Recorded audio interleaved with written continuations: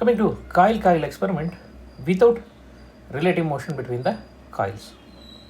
So from coil magnet experiment and coil-coil experiment, it was concluded that whenever there is relative motion between coil and a magnet, EMF is induced and the current flows if the circuit is completed.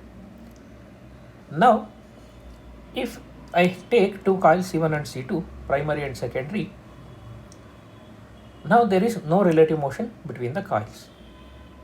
They are fixed. So this one is also fixed. So this is also fixed. So both are fixed. Now there is a key. Initially it is open. Now what was observed? Both are fixed. There is no relative motion. When key is closed, a deflection is observed in the galvanometer, and it was for a moment. There is a deflection in the galvanometer. Then automatically deflection becomes 0. When key is opened, when this key is opened, then again there is deflection in the opposite direction. So when key is closed, that means when you turn on the circuit, there is deflection.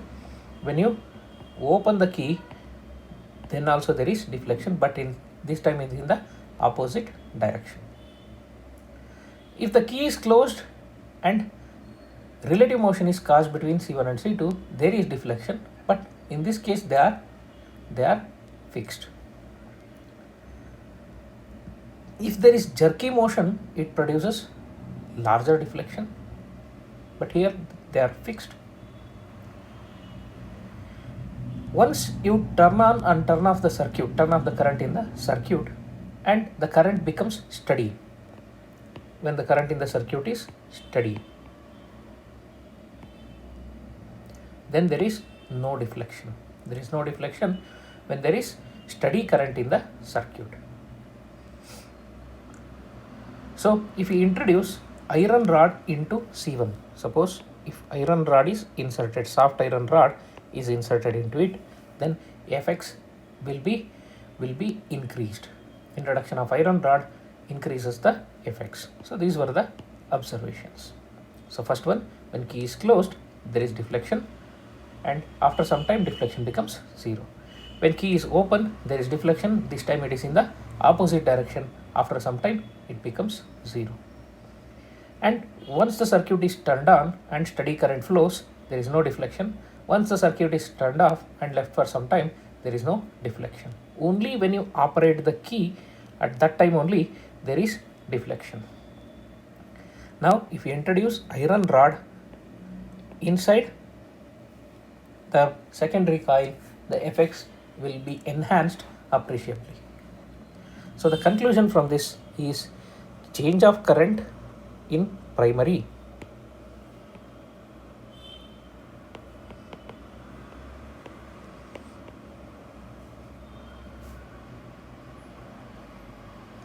induces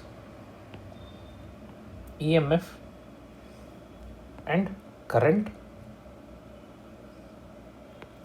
in secondary.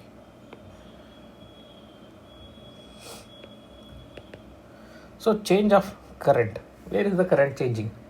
When you turn on the switch for the first time, the current in the circuit will take some time to set up. Let us say you are allowing some 5 ampere current through the coil. So when you turn on the circuit, it will not immediately rise to 5 ampere. So it will take some time. So it will slowly increase and become 5 ampere. Once it becomes 5 ampere, it remains stationary. So it becomes steady.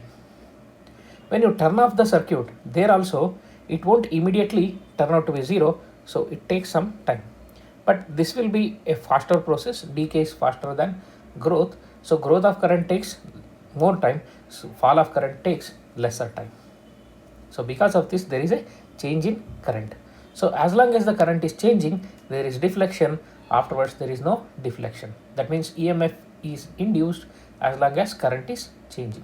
This is the conclusion from coil-coil experiment without relative motion between the coils.